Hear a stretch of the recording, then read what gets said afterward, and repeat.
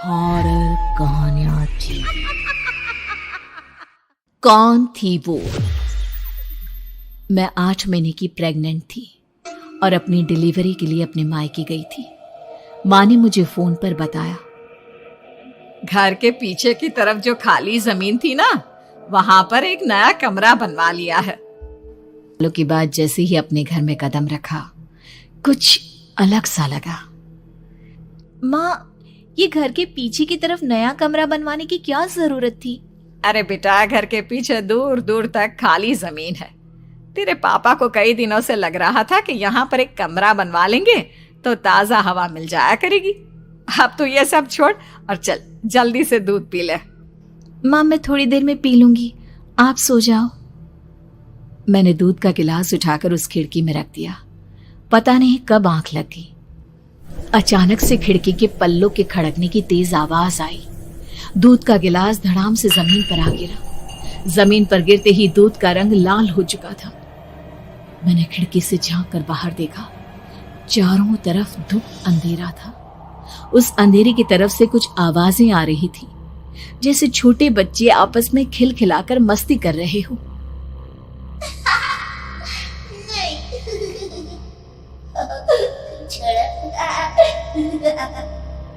इतनी रात को इतने घनघोर अंधेरे में बच्चों की आवाज कैसे आ रही है? घड़ी में वक्त देखा तो ठीक 12 बजे थे। देखकर मैं सन्न रह गई। बुरी आत्माओं और भूतों की कई कहानियां मैं सुन चुकी थी। वक्त भी कुछ ऐसा ही था। ऊपर से मैं प्रेग्नेंट। सुना था कि ऐसे वक्त में अक्सर बुरी आत्माएं औरतों का पीछा करती है, तो क्या मेरे पीछे भी? पसीने से तरबतर बड़ी मुश्किल से, जैसे कांपते हाथों से मैंने उस खिड़की को बंद किया। जल्दी से जल्दी उस कमरे से बाहर निकलकर माँ के पास जाने के बारे में सोचा, लेकिन जैसे ही दरवाजे की तरफ पलटी, लगा कोई साया हवा की स्पीड से दरवाजे के सामने से गुजर गया। मेरे गले में अटक कर रह गई। मैं जोर से चीख कर माँ को बुलाना चाहती थी, लेकिन वो आवाज खुद मेरे कानों तक नहीं पहुंच पा रही थी।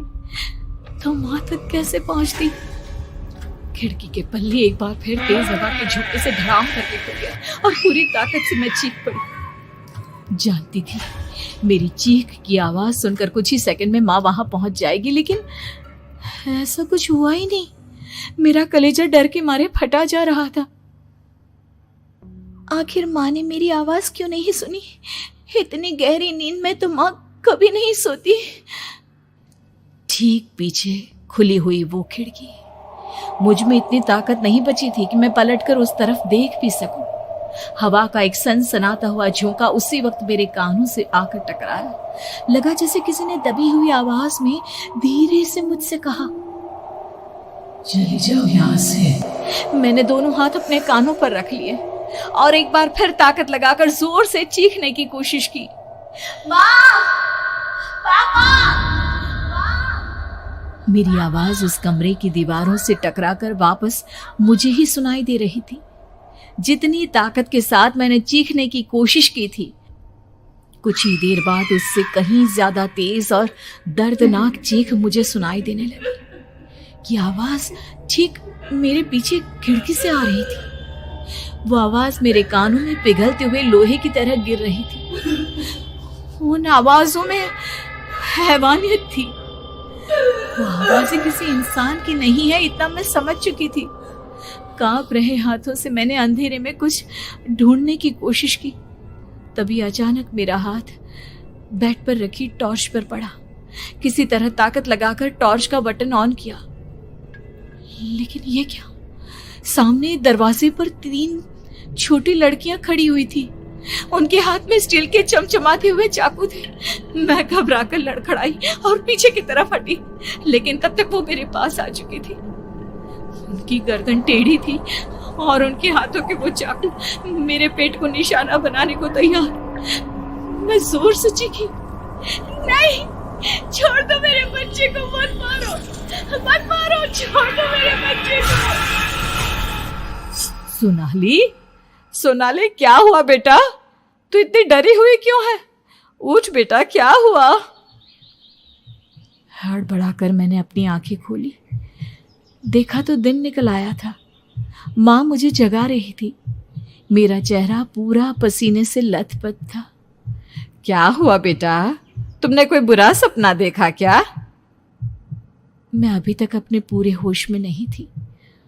वो मेरे बच्चे को मार देगी माँ। वो लड़की मेरे बच्चे को। मैंने घबराकर अपने पेट को छुआ। सब कुछ ठीक था। और वो दूध जो रात को यहाँ पर गिर गया था, उसका रंग लाल हो गया था। माँ ने हंसते हुए दूध का गिलास मुझे दिखाया। तुमने दूध पिया ही नहीं, पूरा का पूरा ऐसे ही रखा हुआ है। तुमसे कहा था ना सोनाली, सेहत के लिए लापरवाही ठीक नहीं बेटा। लेकिन मैंने तो सब कुछ अपनी खुली आंखों से देखा था। ये सपना कैसे हो सकता है?